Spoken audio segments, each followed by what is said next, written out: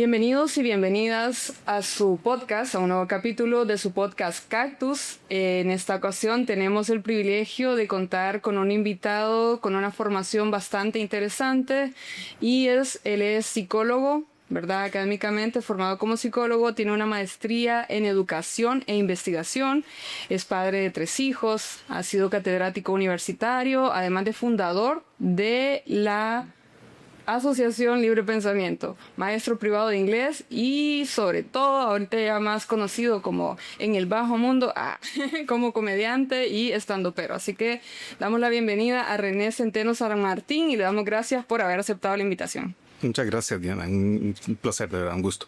Gracias, René.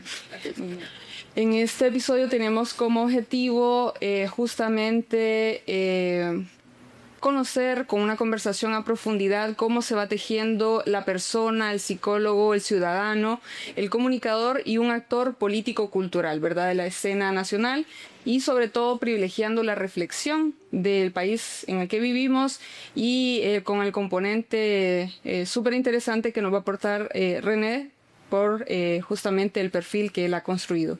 Así que comenzamos. Vamos a comenzar con una pregunta que tiene que ver con una primera etapa más bien de este podcast, que es con tu niñez. Entonces, ¿cómo era el barrio donde creciste?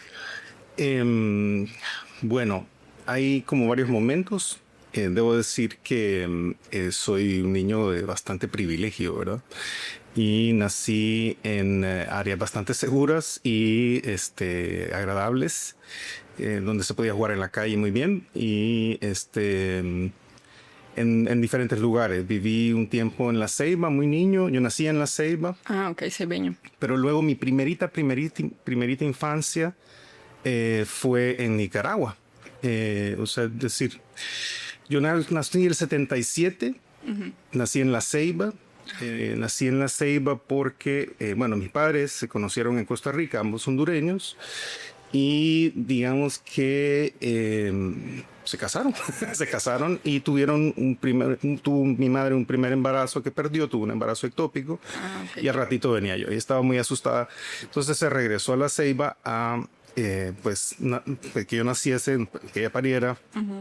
Alrededor de su familia, porque mi familia, digamos, por parte de madre, de La Ceiba, y entonces nací allá, pero es decir, ya cuando tenía para regresar, viajar, ya había, para ese momento, estaba, digamos, por ganar la revolución en Nicaragua. Mis padres ambos eran muy ñagarosos, sobre todo mi papá, y entonces se fueron para Nicaragua, ¿verdad? Entonces tuve una primera niñez de la cual no recuerdo nada, que fue en Managua, post victoria de la revolución 79, ¿verdad? Ajá, qué interesante. Entonces yo nací a finales de 77, mi primer año, digamos, lo viví en La Ceiba, en esta cuna de oro de mis abuelos, mucho, digamos, abolengo en La Ceiba, y pero luego regresé al paraíso, ¿verdad? En aquel momento para mis padres habría sido una revolución, ¿verdad?, política victoriosa, y pues luego mis padres se divorcian, por mi culpa, supongo, y regreso yo a Honduras. Asumiendo ya un poco. Sí, las cosas como son. Y no es cierto. Y ya crecí en Tegucigalpa. Muy bien. Con mi madre pasé un tiempo en La Ceiba mientras mi madre se asentaba en Tegucigalpa para estudiar periodismo. Y ya viví esos meses donde mis abuelos en La Ceiba y regresé, y pues Tegucigalpa es como mi casa. Realmente yo me considero tegucigalpense, ¿verdad? Capitalino realmente. Marcado ya por... Sí, tengo mi ombligo en La Ceiba y tengo familia que, de hecho, acabo de estar allá este fin de semana y gente que quiero un montón, ¿verdad? Pero realmente aquí es donde yo me siento en casa. No sé si sea un síndrome de Estocolmo, algo por el estilo, pero si uno le hace falta, ¿verdad? Después de un mes y medio fuera, ya uno quiere volver aquí por alguna razón, no sé. Sí, definitivamente. ¿Y qué clase de niño fuiste? ¿Cómo te recordás? Yo me recuerdo muy dado a imaginar cosas en el juego imaginario como los niños, pero hay algo que recuerdo de ese momento que me asusta un poco de mí mismo, y es que mi imaginación era muy vívida. No sé si todo el mundo experimenta el juego de esa manera tan vívido, pero tengo un ejemplo que a veces alguna vez lo he utilizado como chiste en el escenario, de esa vividez con la que jugaba. O sea, yo no sé, andaba pedo todo el tiempo, no sé qué pasó, pero, o sea, recuerdo dos cosas. Una, que jugando de hacer experimentos con piedras, me caí dentro de una pila ¿verdad? Y casi me ahogo. Cosas que le pasa a otros niños, ¿verdad? Pero, es decir, cosas que ponían en riesgo a uno, pero luego esta vez estábamos jugando a la comedita con unos primitos que también su madre es de La Ceiba y vivíamos cerca. Estábamos jugando bajo un palo de mangos y vamos a hacer baleadas, porque éramos de La Ceiba y las baleadas, ¿no? Y entonces la tierrita y las hojas de mango eran la tierrita eran los frijoles, las hojas de mango eran la tortilla, y la pusieron y yo la mordí. Híjole. O sea, yo tendría como 5 años y mi mente se metió tanto el rollo que supongo que algo algo no estaba del todo bien, creo, diría algún psicólogo, ¿verdad? Es como esa incapacidad y creo que eso persiste de alguna manera ahora mismo en la actuación, en el juego, ¿verdad? A veces la gente en el juego también se pone un poco violento, ¿verdad? Hace poco estuve participando de un elenco de un proyecto que me encanta mucho. Es mi primera experiencia actoral en teatro. Ah, ok. Una experiencia inmersiva. Eso, teatro inmersivo, casa habitada, exactamente. Y lo hicimos en MUA y hay un momento, ya puedo hacer el spoiler porque no tenemos fechas que vengan a continuación. Hay un momento donde hay una votación y yo soy como el presidente de la mesa que dirige el proceso electoral. En ese momento nos inventamos unos partidos y luego hay otras escenas, ¿no?, que suceden y luego regresamos al especial conteo de votos especiales donde se hace un conteo y se hace un total desmadre, ¿verdad? Donde la gente tira los votos y se rompe y cualquier hay café parecido en a la el realidad piso y es como un desastre absoluto. Pero en la última puesta en escena, una chava que se me tiró encima, ¿verdad? Y me agarró porque usábamos como estos identificadores, ¿no?, del partido, y me agarró como chava, calmate, estamos jugando. Me tuve que romper personaje en ese momento, como te vas a golpear o me vas a golpear, ¿verdad? Una cosa así. Creo que a algunas otras personas les sucede, ¿verdad? Pero no sé si sea tan así. O sea, en ese momento pude como mantener cierto control de la realidad. Así que quizás sí he superado ese momento. Eso recuerdo de mi niñez. Maules, ¿verdad? Jugar. Sí, eso. Me gusta mucho el juego, no me gustaba la escuela. No me gustaba hacer tareas. Recuerdo que me castigaron un tiempo porque todas las tareas del kinder me las mandaron a la casa porque no las había hecho. Pues a mí lo que me gustaba era estar viendo qué pasaba. Socializar. Jugar, socializar. Entonces, digamos que mi definición como estudiante para mí es que soy buen alumno, pero mal estudiante. O sea, yo entro al aula, yo participo, pregunto, pero eso ir a leer a la casa, hacer tareas, siempre me costó. Siempre. Sí. Me da mucha pereza. Me costó mucho aprenderme las tablas. Sí, no, terrible. Muy bien. Ok, ¿quién marcó más su infancia? Así, ¿quién es ese personaje? Mi madre, mi mamá. Mi mamá tiene que haber sido, sí. O sea, yo crecí con ella, mi papá, digamos, se quedó en Nicaragua haciendo revolución y regresó muchos años después y, digamos, construimos una relación muy amorosa. Murió él muy joven también. Entonces lo tuve brevemente, pero mi madre sí, sin duda. ¿Y qué aprendizajes así, digamos, profundos tenés como, esto es mamá, digamos? Ay, chica, me vas a hacer llorar. Mira, yo diría que es difícil definirlo, ¿verdad? Pero cuando alguien te enseña a hablar y a caminar, todo lo que viene después de eso, ya está. Como gracias. Pues, ¿qué más? Sí. Pero sí como una cierta inclinación. ¿Sabes qué? Yo creo que cosas que agradezco, una apreciación por el arte. Ah, muy bien. Por el, ¿verdad? Los Beatles muy temprano. Yo tengo conciencia de la muerte de John Lennon y mi mamá llorando por eso. Wow. Entonces, de ahí en adelante, no sé, difícil. También una inclinación por hacer preguntas, preguntarse sobre el mundo y conversar al respecto. De ahí en adelante, todo lo que viene por eso, ¿verdad? Entonces, el interés por la ciencia, por el arte, como ver el mundo, ¿verdad? Estar incómodo también. Y además siempre estaba así como, no sé, tenía una característica ella en sus trabajos, ya digamos, sí trabaja, pero como en casa y es intérprete. Eso faltó en mi biografía, también soy intérprete. Inglés, español. No, intérprete inglés, español. Okay, Inglés-español. Okay. Haz que le hice así, ¿verdad? No. Debería ser intérprete de señas. Intérprete de inglés-español. Y otra meta. Mi madre hace eso también. Y pues a la fecha realmente seguimos teniendo conversaciones muy profundas sobre lo que pasa en el mundo, ¿verdad? Entonces...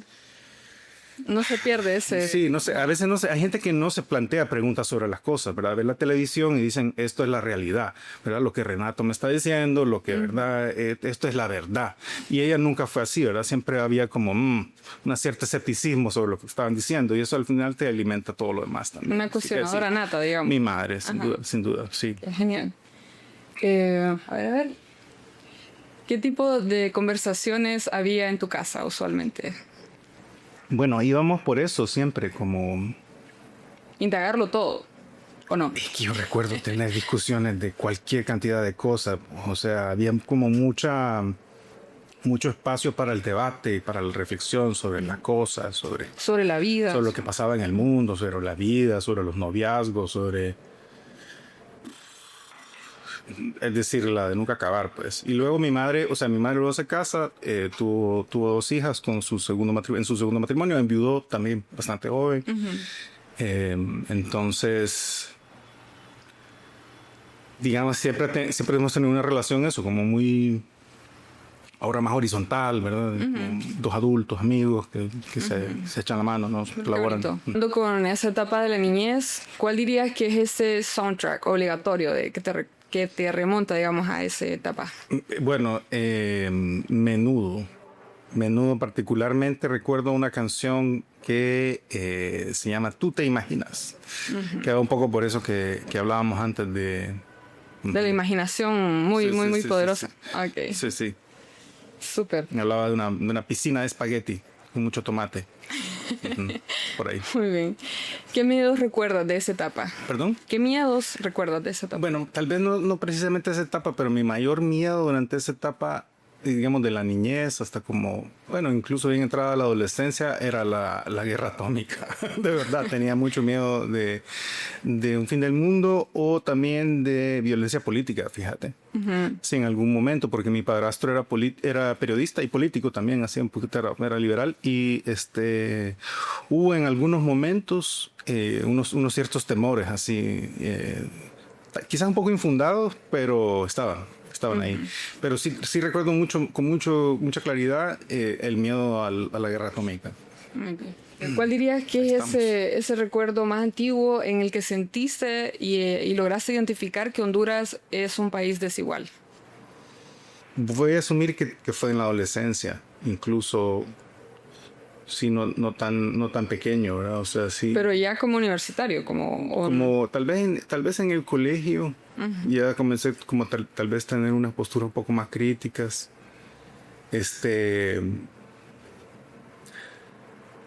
Sí, probablemente ya por ese tiempo.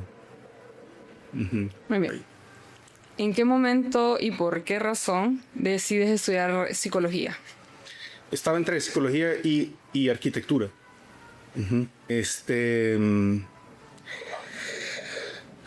Bueno, no sé, siempre hubo mucha literatura de psicología en la casa, ¿verdad? Mi madre tenía esas sensibilidades, ella siempre buscó, digamos, terapia para sus propios rollos, había diálogos sobre el tema. En algún momento ella, por su trabajo, comenzó a traer libros de neuropsicología, que era una onda que estaba más o menos novedosa en aquel momento. Y hablaban de biofeedback, de biorretroalimentación, neurobiorretroalimentación, que lo conectaban a uno ahí para aprender a producir más dopamina, relajándose, cosas de ese tipo en la adolescencia. Y creo que si hubiese sido un poquito más abierto, habría explorado otras alternativas. Me hubiese gustado estudiar teatro, por ejemplo. No hay carrera de teatro todavía en Honduras.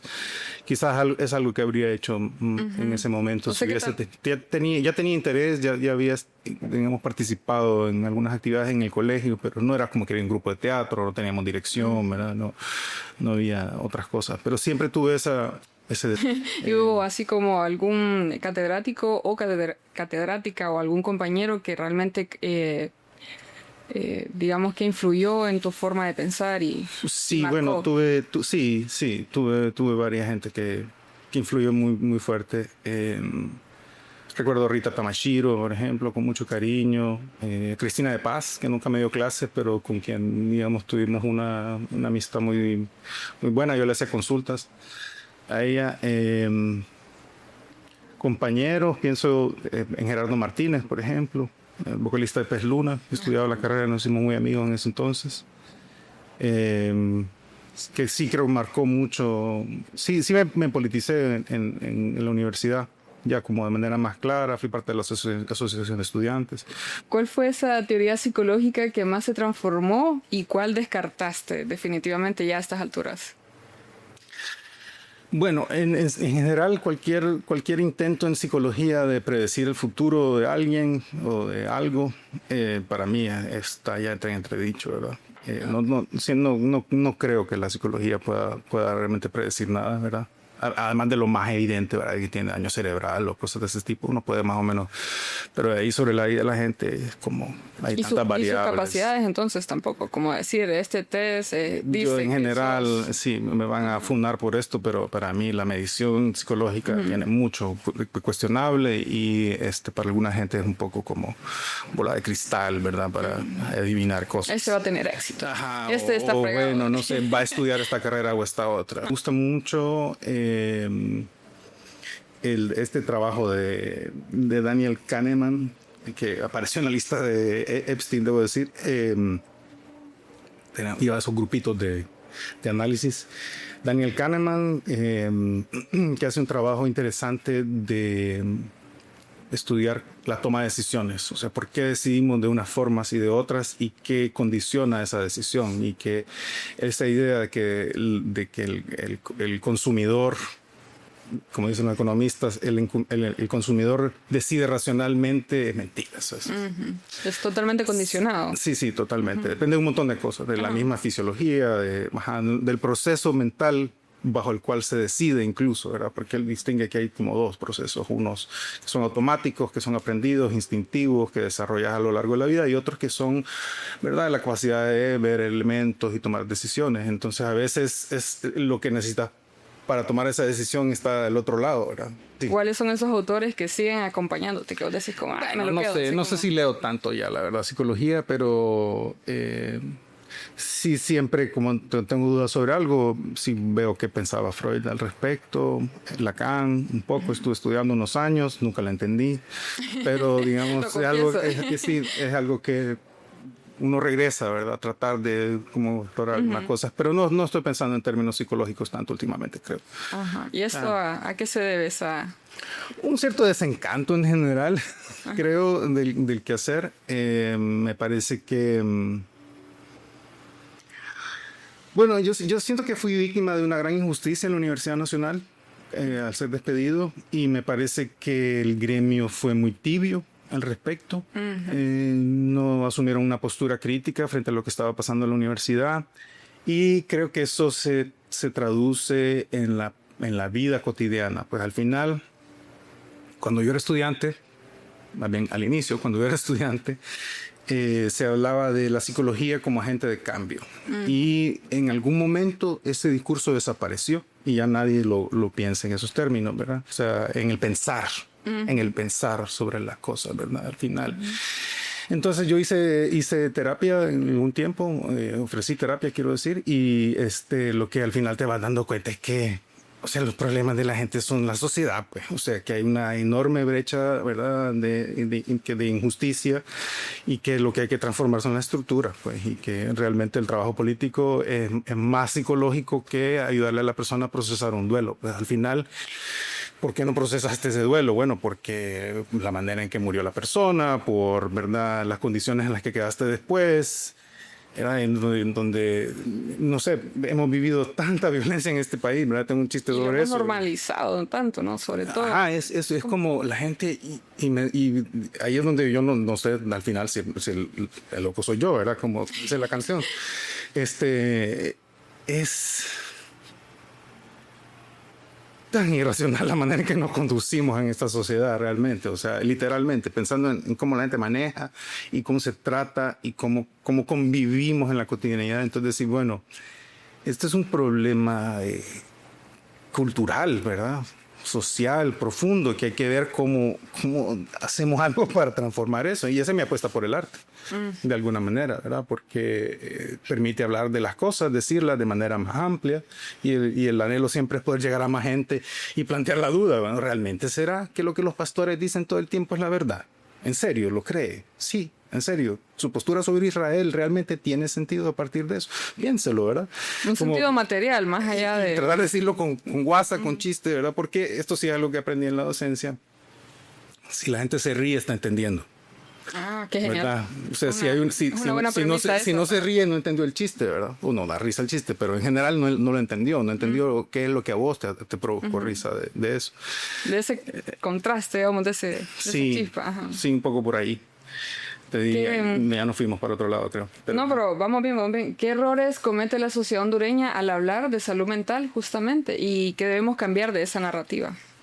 Bueno, eso que te venía diciendo un poco, ¿verdad? De pensar que la salud mental es algo que le pasa al individuo, ¿verdad? Como una burbuja, como decían, ¿verdad? Como que está ahí, como aislado de todo lo que nos sucede. O sea, ¿cómo no te va a enfermar la cabeza ver a niños pidiendo dinero en la calle? ¿Cómo no te va a destruir tu alma? Familia completa. Algo está mal en vos si eso no te destartala al alma, pues no te destartala el espíritu, no te hace pensar. Entonces, no, lo que sucede es una cosa muy esquizofrénica y es que desaparecen. Entonces hay gente que no ves. Y vas por ahí y hay gente que sufre, dicen, ¿verdad? No, aquí no hay pobreza. Por ejemplo, como de esa cita famosa de Callejas, ¿verdad? Pues pobreza yo no la veo, decía Callejas. Sí, porque decía el man, yo veo Burger King lleno. Así. Entonces, sí. Bueno, terrible. Ese creo que es como el primer problema, pensar que es algo que le voy a hacer a mí mismo, ¿verdad? Algo que yo me voy a sanar. Ay, tenemos cicatrices que atraviesan generaciones aquí. Históricas, sí. Pero para comenzar a sanar hay que hablarlo, ¿no? Entonces, sin duda hay que nombrar las cosas. Sí, hay que nombrarlas. Eso lo creo el psicoanálisis, ¿verdad? Que parte del proceso, hablarlo, decirlo, reírlo, llorarlo, ¿verdad? También. Sí, bueno, y un poco este espacio también pretende justamente, ¿no? Aportar a esa conversación colectiva, a despertar, ¿no? Ese interés por cuestionarnos más, ¿no? Porque justamente estamos en una sociedad que te angustia, te frustra, y las respuestas comúnmente terminan en una iglesia, ¿no? Y terminan, entonces sí, hay otros caminos. Y está bien, ¿verdad? Está bien. Sí, claro, cada quien puedo tiene... entender la necesidad de hecho yo la experimenté, ¿verdad? Tuve un momento en mi vida muy creyente, mi paso por el lado oscuro, lo entiendo, ¿verdad? El asunto es cuando empezás a mediar toda la realidad a través de ese lente. Y crees que todo el mundo ve igual, ¿verdad? Que y además se transforma como una suerte de justificación, ¿no? Es como Dios quiere que seas pobre, entonces ya, se acabó todo, pues, exacto, o sea, no hay forma de permear ningún tipo de idea ni emoción ahí. Ahí mero. Ok. ¿Cuándo la política dejó de ser un tema ajeno para vos? Bueno, creo que nunca lo fue. O sea, no siempre, digo, ya en la adolescencia, en la universidad, sentí que era como algo en lo que debía participar de alguna manera. Creo que la búsqueda siempre ha sido dos cosas, un poco como desde algún momento, como esa certeza de que hay que transformar la realidad, ¿verdad? Que hay algo que no está bien y que hay que hacer algo al respecto. Y la búsqueda ha ido por varios caminos. Entonces, parte de eso fue la búsqueda en la religión. Me cuenta que no había mucho ahí, ¿verdad?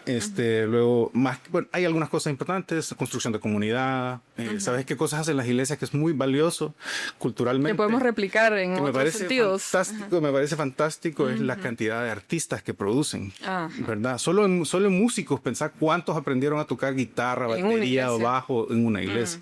Eso me parece fantástico. Y luego, el tema de comunidad, ¿verdad? Sentir que eso es parte de algo, ¿verdad? Que eso me parece que sí hace falta más espacios para eso, de encontrarnos y de construirnos como comunidad. Sí. Cuando sos miembro de una iglesia, incluso van a tu casa, ¿no? A decirte, hey, vamos. O si tenés una pérdida, te acompañan, ¿verdad? Hay como mucho de eso. No en todas, pero sí hay mucho de eso. Eso me parece muy valioso. Luego, la búsqueda también en la academia, ¿verdad? En la ciencia, decir, bueno, vamos a encontrar una manera de hacer que esto cambie a partir de... Pero la realidad pareciera ser que mucho de lo que se investiga en Honduras solo lo lee la gente que lo investiga, ¿verdad? Y que realmente no No trasciende, digamos, esa vinculación famosa, ¿no? De academia a sociedad. Que haya como políticas públicas a partir de investigación y de lo que se va descubriendo. No estamos ahí aún. Pero sí, ya que estuviste tan inmerso en la academia por tantos años, ¿qué falta? O sea, ¿cuál es ese conector que hará falta? O sea, porque el estudiante se entrega realmente, ¿no? Por meses a una tesis, y desarrolla realmente un producto que, bueno, yo he visto fotos de tesis botadas así por miles, ¿no?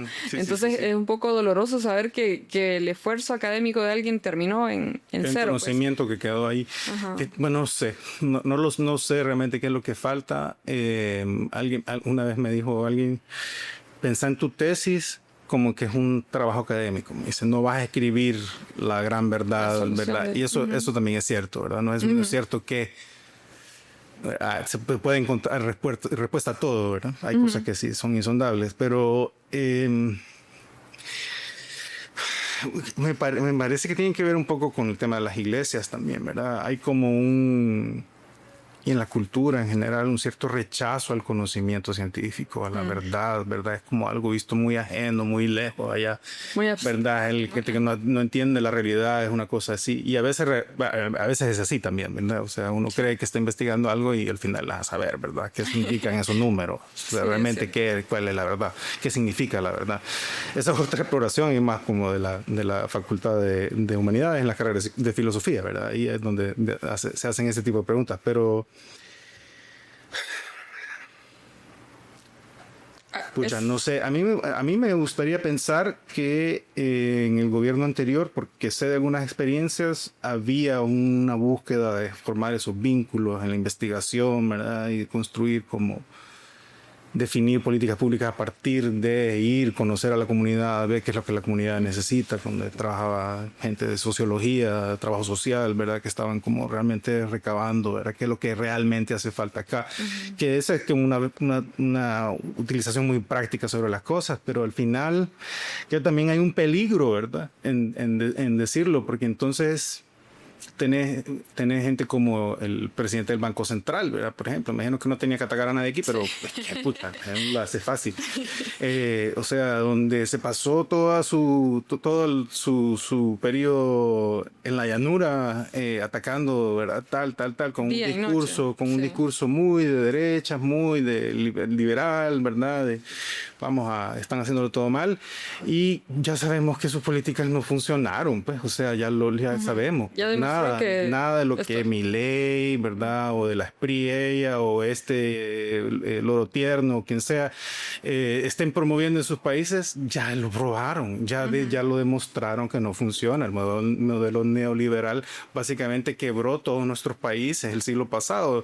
No hay nada de nuevo, ¿verdad? Entonces, pero entonces ellos salen ahí como los nuevos Chicago Boys, ¿verdad? Que traen aquí este nuevo discurso de viva la libertad, carajo, y es lo mismo que vienen diciendo desde hace ya más de un siglo, pues realmente. Claro.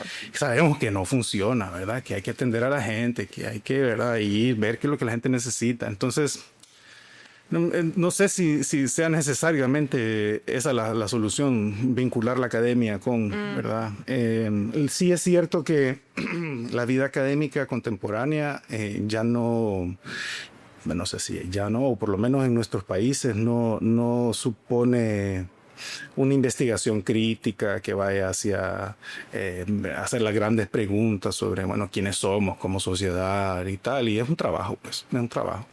O se plantea realmente transformar algo, pues, o sea, ¿no? No, vas a dar sus clases, te pagan y ya está. O sea, no es un epistolar, perdón, no es un apostolado, perdón, no es un, ¿verdad? No es una misión de vida, es un trabajo. Y en ese sentido, ¿puede un psicólogo mantenerse neutral, digamos, ante esa realidad? O sea, de poder puede, ¿verdad? Bueno, habría que pensar si somos neutrales, ¿verdad? Al final. No digo nada tal, ¿verdad? Pero ahí estoy en el fondo acomodándome a ver por dónde van los tiros, ¿verdad? Y entonces mejor no digo nada, mejor no me posiciono, salvo algunos muy loables casos de gente que tiene posturas muy claras en redes sociales, en medios de comunicación. Pienso en Morrin Ochoa, por ejemplo, que cada vez que le ponen un micrófono enfrente dice esto es absurdo, tal, va con todo. Pero de ahí en adelante la gente es muy mediocre, ¿verdad? Muy ahí, ¿verdad? Viendo a ver cómo. Diría que existe una psicología política. Claro, sí, sí. Sí, sí. Como politizada, quiere decir, como... ¿Sí? Sí, sí, por supuesto, sí. Sí. Hay innumerables ejemplos en Honduras y fuera de Honduras, ¿verdad? Sí. Sí, crítica, pues, donde estás como pensando sobre estas cosas de esta forma. Okay. Y un poco tratando de entender y etiquetar a la sociedad hondureña o brindar un poco de luces, ¿qué emociones dirías que hoy gobiernan a la sociedad hondureña? Pienso miedo, envidia, egoísmo.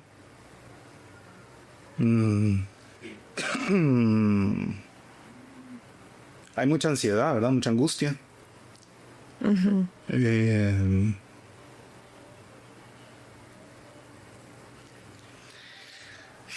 pero hay como también siempre creo una cierta esperanza en la gente, ¿verdad? No sé, hay algo ahí que no termina de apagarse. Siempre, no sé si se alcanzan a escuchar los tambores de la banda de guerra, ¿verdad? Siempre, no sé, ahí queremos... Hay algo ahí. Hay algo ahí que queremos. Y supongo que viene del hecho de ser tan jóvenes, ¿verdad? Que siempre se habla de esto del bono demográfico, que somos una población muy joven, que hay que aprovecharlo y tal. Sí, quizás por ahí haya algo. Y bueno, sabiendo, digamos, identificando que existe esa emoción o esa aspiración como lo es la esperanza, ¿cómo crees que podríamos un poco ir sanando y un poco ir tejiendo realmente esa esperanza en algo más real, ¿no? Algo que transforme. Yo sinceramente, desde hace un rato, en mi primer voluntariado que tuve en la universidad, antes de realmente politizarme institucionalmente, tuve brevemente un voluntariado donde hacíamos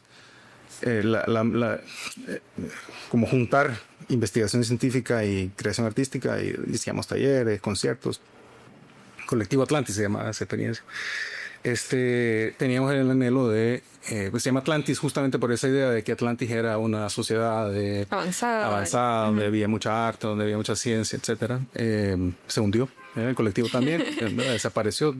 Pasa en la vida real. Sí, bueno, debo decirlo, desapareció, me parece. En algún momento yo sentí como la necesidad de politizarme yo y ya no, digamos, tener esta posición más como un voluntariado asistencialista, como pensando en esos términos, sino bueno, aquí hay un problema más grande, ¿verdad? Hasta como filantrópico, pareciera como que uno es el bueno. Exacto, vamos a llevarles el arte, ¿verdad? Sí, entonces entendí que no era por ahí, pero sí creo que ayudaría mucho a las personas en general tener espacios para ventilar su propia emotividad, su propio sentir sobre el mundo a través de la expresión artística.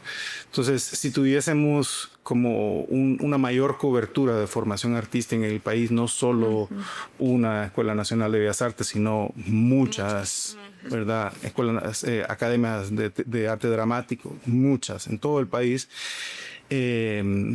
clases de oratoria, o sea, formación en expresar la articulación de la emoción. Creo que sería fantástico. Súper. ¿Qué errores dirías que comete la dirigencia política respecto a relacionarse con la juventud? Bueno,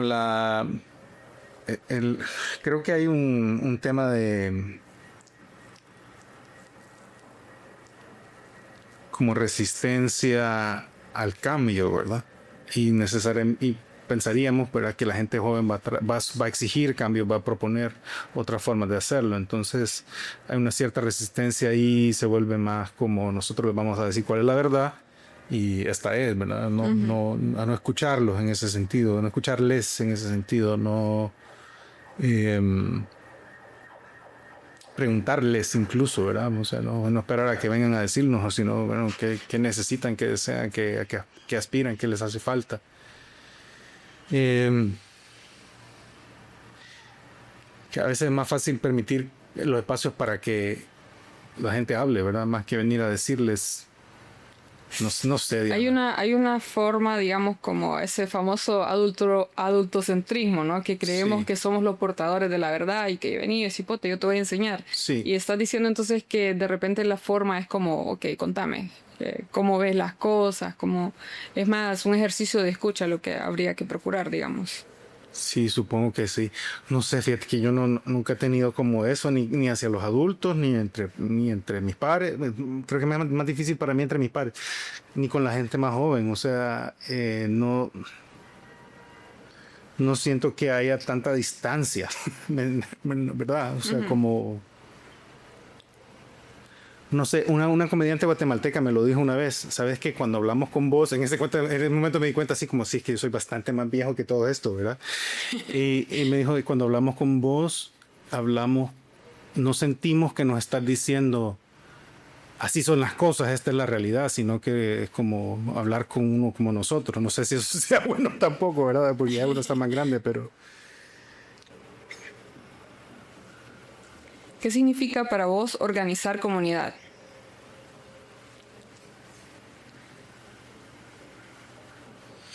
No sé si ha hecho eso, Diana. Bueno,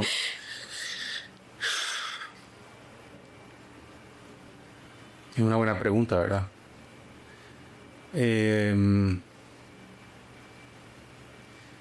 Supongo que depende del propósito, ¿verdad? Una cosa es organizar a los vecinos para poner un portón de barrio seguro para que estemos todos bien dentro de nuestra cuadrita.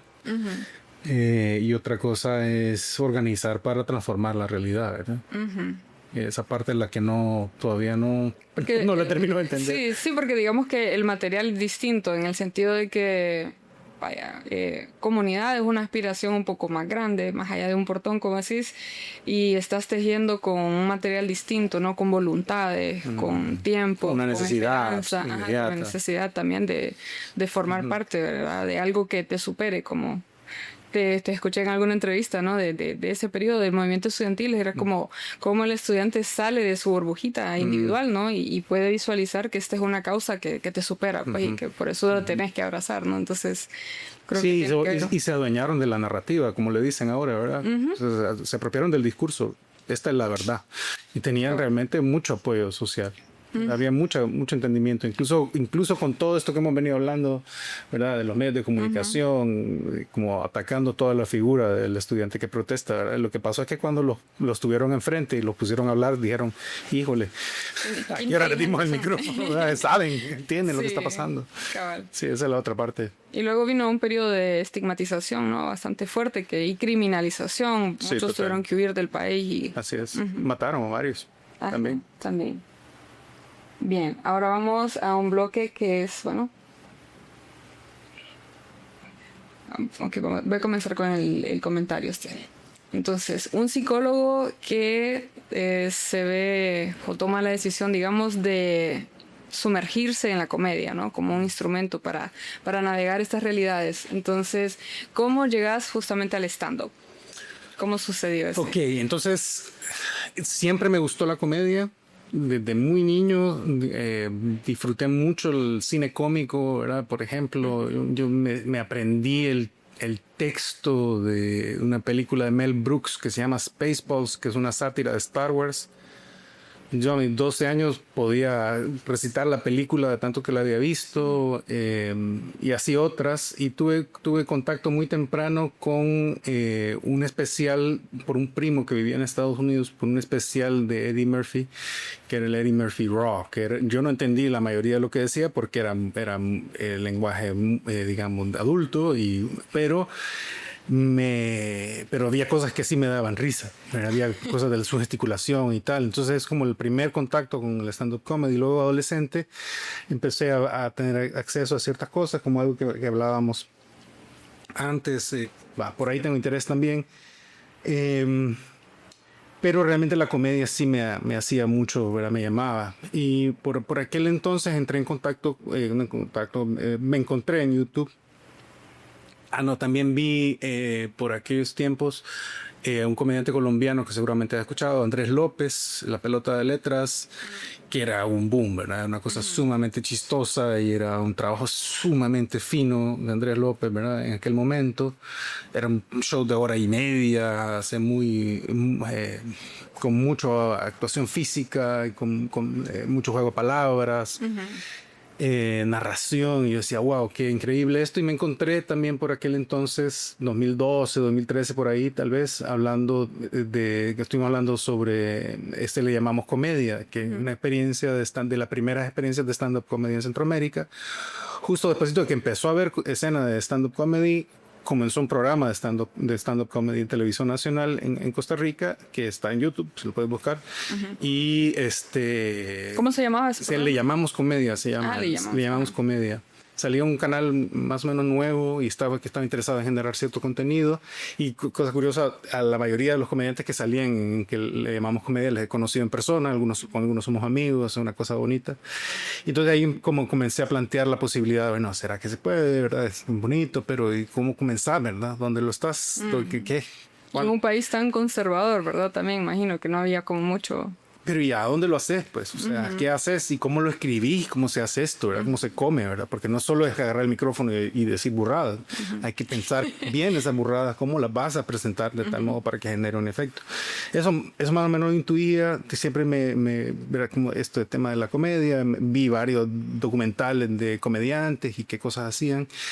Y como en 2014, 2015 por ahí, un primo mío que vive en Estados Unidos, vive en Florida, por Miami, comenzó a subir sus reels de comedia, sus beats de comedia. Él estaba haciendo comedia allá. Y entonces le escribí, le dije, primo, a mí me encantaría hacer esto, ¿verdad? Enséñame, ¿verdad? Ayúdame. Y me dijo, mira, cabal, están unos amigos por abrir un bar que quieren que sea bar de comedia. Te voy a conectar. Y me conectó con ellos y abrieron un bar que era muy bonito, que se llamaba Coyote y Medio. Pero eso es acá en Honduras. Eso es 2015 en Honduras. Ajá.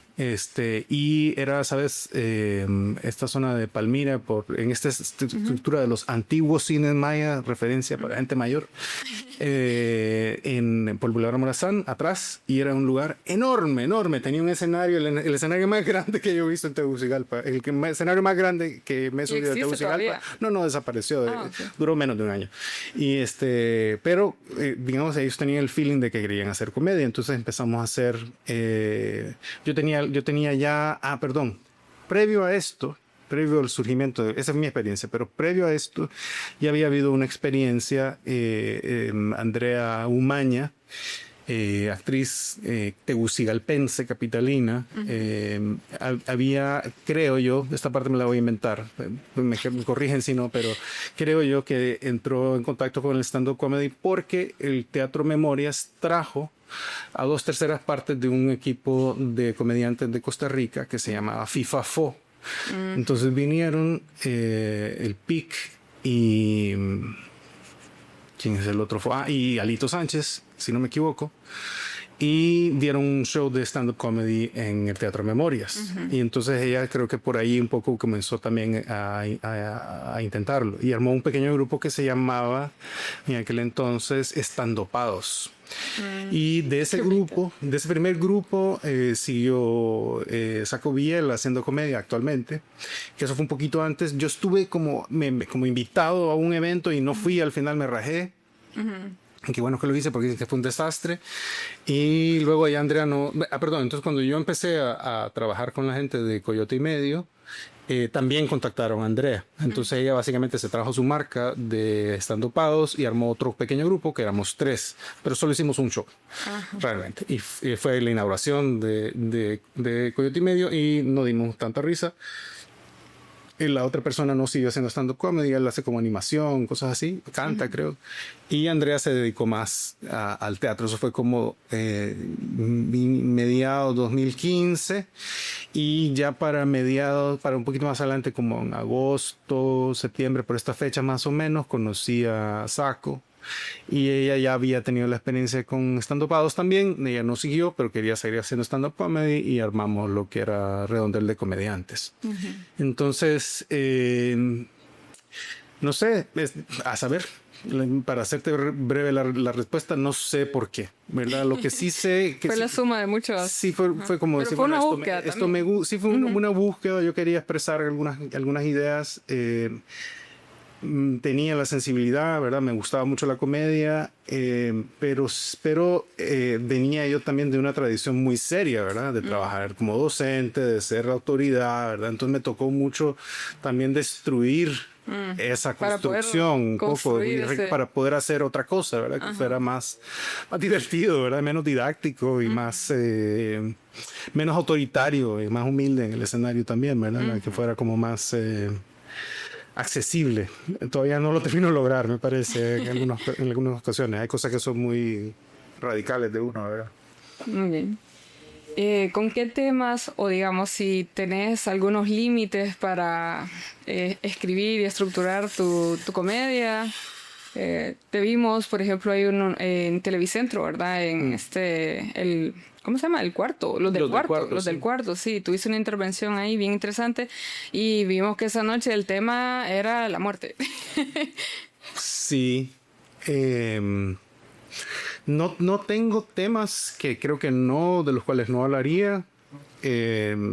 Así que yo puedo decir no. Yo sé que, por ejemplo, en El Salvador, el primer colectivo de comediantes decidió que no iban a hacer ningún contenido referente a las maras, por ejemplo, por un tema de seguridad.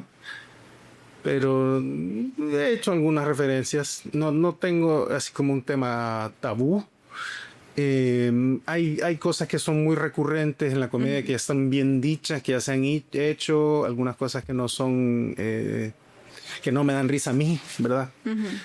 Como chistes homofóbicos, ¿verdad? Racistas. Yo no voy por ahí, a mí no me provoca, ¿verdad? No me hace reír. Entonces no hablo de esas cosas precisamente. Hay una premisa, una idea en la comedia de que nuestro trabajo es, digamos, golpear hacia arriba. Punch up, le dicen, ¿no? Golpear hacia quien tiene el poder, al que tiene la estructura, el que tiene el conocimiento, y no tanto hacia la gente que está más desfavorecida, que tiene, digamos... Pero también eso, a veces caigo en la duda, de decir, bueno, entonces básicamente no me voy a burlar de la gente que yo creo que es inferior a mí. Y eso está bien feo también, ¿verdad? Entonces, no sé, tiene que ver como algo intermedio. No siento que haya algo de lo que no esté dispuesto a hablar. En temas de política, pues uno tiene su corazoncito, ¿verdad? Entonces para mí es mucho más fácil reírme de señalar a mi contrincante político que a mi compa, ¿verdad? Y digamos, ¿qué puede decir un comediante que un político no podría? Bueno, el comediante no necesita guardar su prestigio, ¿verdad? El político sí. Por eso hay gente que ha estado en política, que entra a la comedia y después ve que no, ¿verdad? Porque tiene que al final tirarse un poco de mierda uno solo, ¿verdad? Uno también es objeto de burla dentro de la comedia, uno se quema primero. Entonces el autodesprestigio, digamos, algo que el político y la política no está dispuesto. No se la juegan, ¿verdad? Porque sí el costo es grande. Al final, ¿verdad? Uno es como un vago hablando ahí, ¿verdad? De las cosas buenas y no tan buenas que hace. ¿Verdad? Si solo habla de lo bueno no da risa. Tiene que hablar de su humanidad y de sus falencias y de sus apetitos quizás no tan socialmente aceptados. Entonces tenemos más libertad en ese sentido que un político, ¿verdad? Y lo que un político puede hacer, que un comediante no, es que el político puede prometer cosas que no va a cumplir. El comediante tiene que cumplir lo que promete en el escenario, ¿verdad? O sea, y la promesa es hacer reír. Si no da risa, ¿verdad? No estás haciendo tu trabajo. Y estás como delimitado, ¿no? A ese tiempo, a ese espacio, y es como ya, inmediato. Ok. Bien. Esta pregunta tiene que ver con lo que venimos hablando. ¿Y por qué el humor incomoda tanto al poder?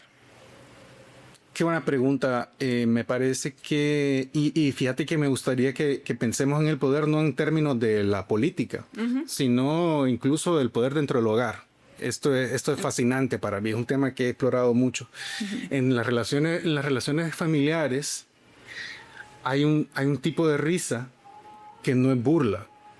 Es un tipo de risa que viene del reconocimiento de la otra persona, como, te conozco, sé quién sos, y eso me provoca risa. Y eso en nuestra cultura es muy duro para los hombres, sobre todo, ¿verdad? Ser objeto de burla para los hombres en las culturas machistas, ser objeto de risa, perdón, no burla, objeto de risa, para burla a todos nos duele, pero la risa no siempre es burla. Entonces, por ejemplo, pues pensemos en un escenario donde el padre dice o hace algo que es divertido para un niño y el niño se ríe. Existe la posibilidad en nuestra sociedad, en nuestra cultura, que el papá se enoje y se sienta burlado y le pegue al niño o lo violente de alguna forma o se burle de vuelta como para devolverle el, entre comillas, maltrato. Y no se acepta la risa en ese sentido. Entonces, y eso lo ves en términos políticos también, ¿verdad? O sea, pero para responder tu pregunta, es muy sencilla. Si vos te reís de algo, no le tenés miedo. Y en la manera en que se ejerce el poder en países como el nuestro, la manera en que se ejerce la política como el nuestro, necesitas el miedo. Necesitas que haya miedo. Por eso pienso en personajes como el Cachetete Nalga, ¿verdad? Juan Orlando. O sea, que, digamos, su presencia ha alterado, ¿verdad? El que, sí, que regresara, está uno sí, más atento, ¿verdad? Sabe que algo va a pasar, claro, y que no va a ser bueno, porque ya lo vivimos, ya lo tuvimos antes. Pero incluso ya para final de su segundo mandato, yo lo notaba, y es que es el hombre más chistoso de Honduras, por mucho. Y si vos ves los posteos de ese maje en redes sociales, en Facebook, sí, los me divierten, son demasiado abundantes. O sea, 1000 me divierte, 800 me divierte, más que cualquier comediante en Centroamérica, les digo yo. O sea, cualquiera de nosotros desearía tener esa reacción de risa. Entonces, en ese sentido, siento que es de alguna manera una prueba superada. Él es de alguna manera una prueba superada. O sea, le tenemos miedo porque es un narco, pues. Le tenemos miedo porque sabemos que es lo que es capaz de hacer, ¿verdad? Sin duda. Claro. Pero él, como figura política, nos parece absurdo. Desprestigiado completamente. Totalmente. ¿Verdad? Cada vez que habla nos da risa porque se nota, pues. Casi se le ve la mentira salir de la boca. Y en general a los políticos, ¿verdad? De ese partido. Pero sí, eso pienso. Y ya respecto a tu relación con el público, ¿qué aprende un comediante de observar al público, a la audiencia? Bueno, pasan varias cosas, y creo que antes te lo decía, ¿verdad? Que hay algunos comediantes que no ven al público, ¿verdad? Pero literalmente quieren la luz brillante y ¿verdad? Ellos van como marcando su tiempo en función de las risas y de lo que la gente dice, ¿verdad? Porque esa particularidad que tiene la comedia, donde no tenemos cuarta pared y podemos hablarle directamente al público y señalar lo que estamos viendo, también supone que ellos pueden decirnos cosas, pero no deberían. Y gritan. No deberían, pero lo hacen. Entonces, el estar atento a lo que hacen y a lo que dice el público y devolverlo. A veces hay chistes que surgen así. Ese chiste del que hablaba, digamos que es un chiste alargado, pero es un solo chiste, sobre los nombres de las comidas, que hablo de las baleadas, las macheteadas y todo esto, ¿no? Y termino diciendo que lo que más me estorba de las comidas es que ya no tenemos nombres originales y que al arroz con frijoles le decimos arroz con frijoles, ¿verdad? Y siempre hay alguien del público, siempre hay alguien. Esas serían unas preguntas ya de cierre. Y bueno, es justamente como un poco introspectivo también. ¿Qué consejo le darías al René de 20 años? Fíjate que hay una cita de un comediante colombiano que asesinaron en el 99. Jaime. Justamente, sí. No recuerdo el apellido. Jaime Garzón. Garzón, Jaime, pareciera que queremos diferentes países, ¿verdad? En algunos momentos. Bueno, un país sin hambre, ¿verdad? Con acceso a salud, con derechos humanos, con respeto a la naturaleza, con respeto al ser humano, con respeto a la vida y divertido. Qué bonito. Sí, que sea divertido, que la gente sea alegre, que esté feliz de existir. Sí, que bueno, sí, la alegría, la felicidad son otras cosas, ¿verdad? Son conceptos, sí, alegre, creo que esa es la palabra, sí, alegres. Sí, okay. Sí, que hay alegría. Y aquí, eso digamos que trae a la siguiente pregunta, ¿qué significa vivir una vida con sentido para vos? Hijo de chica, no sé si vivo una vida con sentido, la verdad, Diana.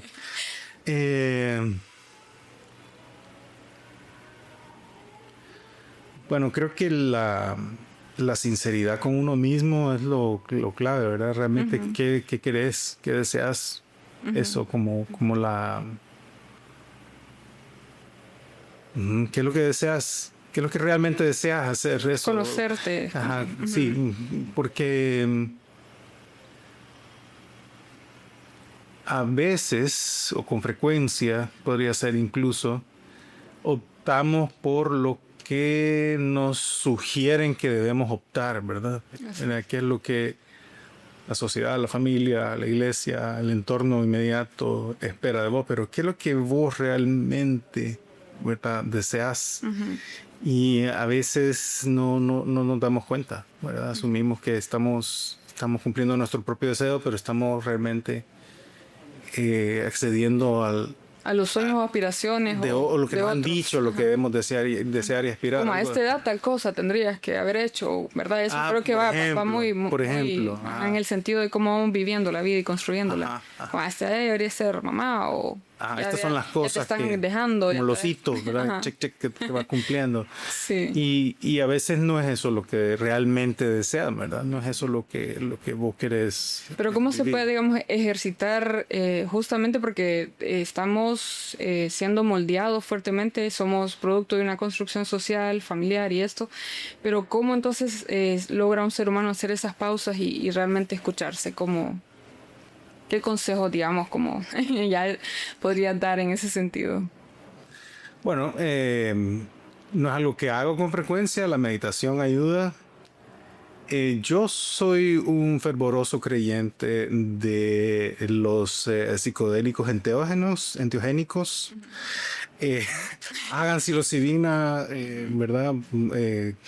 Ya viene Hongosto, estamos en Hongosto, la lluvia, creo que... Es el momento. Creo que es un buen momento para... Tu camisa nos quería decir algo. Romper entonces. con el ego y decir, bueno, solo soy soy uno con el todo y qué es lo que realmente deseo. De verdad creo que es un camino que vale la pena explorar. DMT, que creo que es una buena forma de romper con ese discurso. Hay bastante evidencia ahora, ya sabemos un poco por qué sucede eso, qué pasa en el cerebro y por eso la vanguardia, digamos, en la salud mental en va dirigiéndose primer por ahí. mundo está viendo qué pasa con esto, ¿no? Y está estableciendo ya hay bastante estudios sobre el tema. Y hay unos documentales protocolos. Buenísimos también en Netflix, ¿no? Sí, cómo cambiar la mente, cómo cambiar tu mente. Está basado en un libro de un tipo que se dedicó a estudiar los efectos de la psilocibina y sigue investigando, no recuerdo el nombre de él ahora. A mí me parece que hay una gran verdad ahí que se nos oculta y es que gran parte de la humanidad ha atravesado sus saberes de esto, de medicinas ancestrales, enteogénicas, psicodélicas que nos permiten un poco ver más allá de esta es mi verdad, que es de la que soy dueño. Hay otras maneras de ser. Ajá, excelente. Bueno, René, te estamos sumamente agradecidos y agradecidas porque hemos conversado y la gente va a poder conocerte un poco más, que era la intención de esto.